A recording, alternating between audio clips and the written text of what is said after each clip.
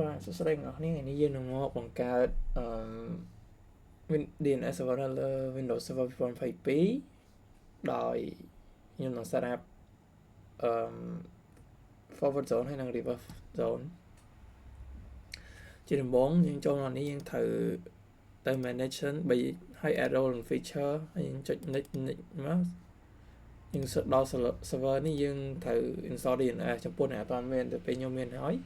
គឺខ្ញុំមិនបាច់ install ទៀតទេតោះមកដល់ចំពោះអ្នកដែលមានហើយគឺយើងអាចចូលមកដល់ tool នេះមកចូល DNS តោះមកនៅកន្លែងនេះ forward zone នេះខ្ញុំកើត new zone មួយចុច next primary zone តោះមក zone នេះខ្ញុំដាក់ឈ្មោះcom នេះគឺជា DNS ខ្ញុំ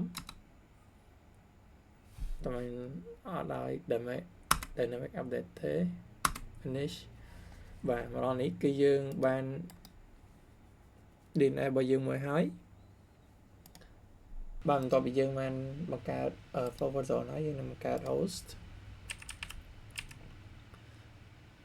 ហើយនេះខ្ញុំដាក់ IP ឲ្យហ្នឹង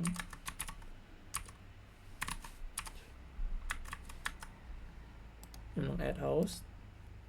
តទៅពីយើងបាន add host ហើយយើងនឹងតេស្ត command prompt ns lookup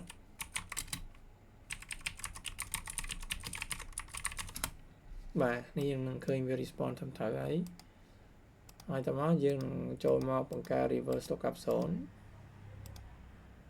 យក primary zone ខ្ញុំចង់ lookup IPv4 នេះខ្ញុំដាក់ IP 65វានឹង reverse ឲ្យយើងស្រាប់តមកយើងចុច next មក no នេះតទៅពីយើងបានបង្កើត reverse ហើយយើងបង្កើត pointer ថ្មីដើម្បី reverse ទៅកាន់host របស់យើងមុននឹងនេះ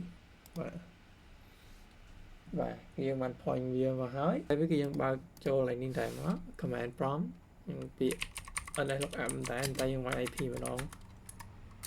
8.65 បាទគឺវាឆ្លើយតាមតាក់ហើយ